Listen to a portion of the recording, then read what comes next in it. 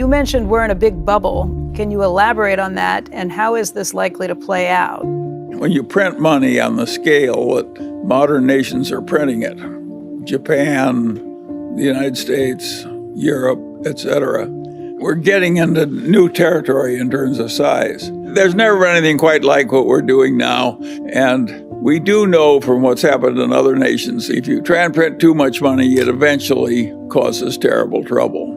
And we're closer to terrible trouble than we've been in the past, but it may still be a long way off.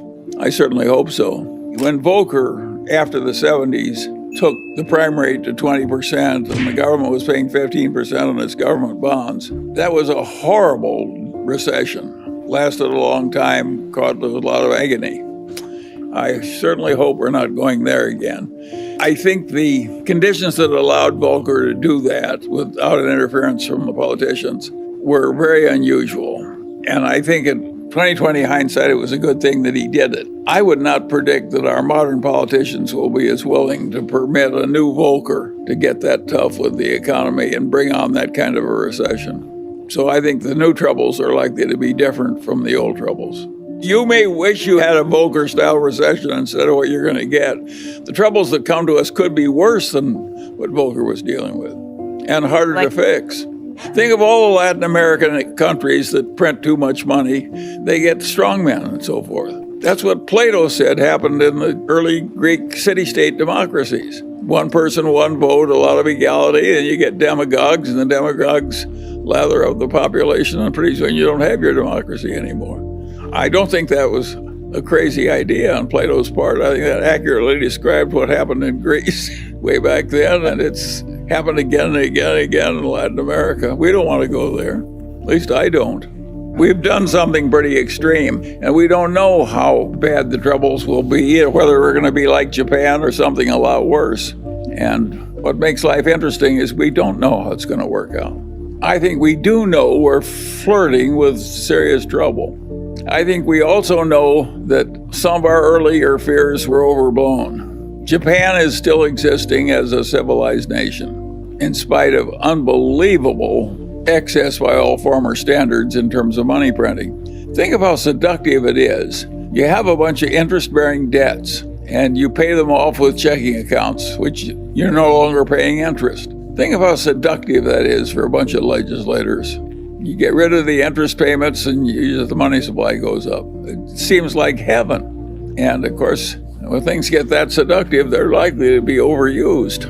If you stop to think about it, my way in life was not predicting little short-term differences between the Russell index and the Standard & Poor's index. I don't have any opinion about which index is better at any given time. I never even think about it. I'm always just looking for something that's good enough to put Munger money in.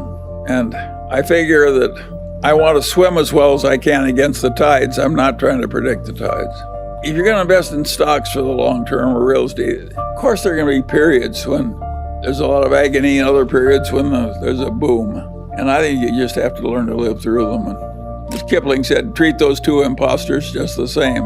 You have to deal with daylight and night. Does that bother you very much? No. Sometimes it's night and sometimes it's daylight. Sometimes it's a boom, sometimes it's a bust. I believe in doing as well as you can and keep going as long as they let you. What impact has passive investing had on stock valuations? Oh, huge. That's another thing that's coming. We have a new bunch of emperors, and they're the people who vote the shares in the index funds. Maybe we can make Larry Fink and the people at Vanguard Pope. All of a sudden, we've had this enormous transfer of voting power to these passive index funds. That is going to change the world. And I don't know what the consequences are going to be, but I predict it will not be good. We have a hugely strong economy and a hugely strong technical civilization, and that's not going away. And the knowledge and so forth. And you can't believe what a modern factory looks like when you fill it with robots.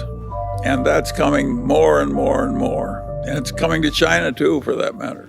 And so those trends are inevitable. And I think it does create adjustment problems. If you have a fine unionized job and they replace you with a robot, you've got a difficult problem. If you've got a company like Kodak and they invent something new that obsoletes your product, you have a problem too, and you solve that by dying.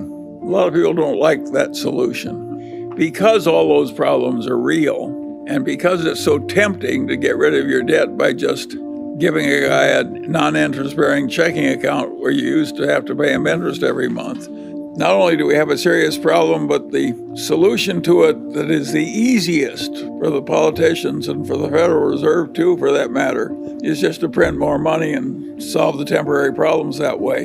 And that, of course, is going to have some long-term dangers. And we know what happened in Germany when the Weimar Republic just kept printing money. The whole thing blew up, and that was a contributor to the rise of Hitler. So all this stuff is dangerous and serious.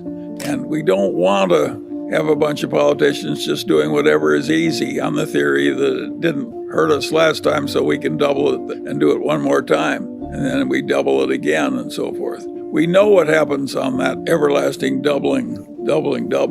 You will have a very different government if you keep doing that enough. You're flirting with danger somewhere unless there's some discipline in the process. But I don't regard Japan as in some terrible danger. They've done a huge amount of this and gotten by with it.